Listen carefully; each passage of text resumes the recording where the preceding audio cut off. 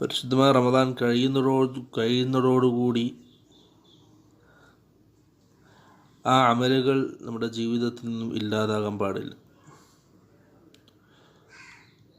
മഹാനായ ഹസനുൽ ബസ്രി റഹ്മത്തുള്ളാഹി അലൈഹി അദ്ദേഹം പറയുന്നതായിട്ട് കാണാം, ഇന്നല്ലാഹ ലം യജഅൽ ലിഅമലിൽ മുഅ്മിനി അജൽ ദൂനൽ മൗത്ത്.